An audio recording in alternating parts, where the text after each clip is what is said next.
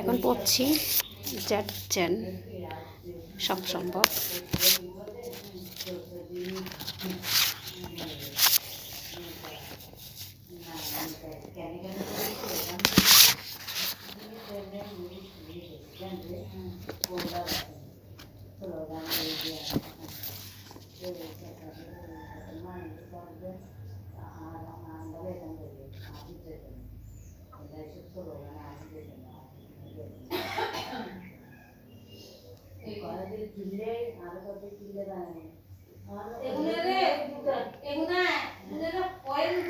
নিয়মানুবর্তিতা, সময়ানুবর্তিতা, আন্তরিকতা সফলতার এক অনন্য দৃষ্টান্ত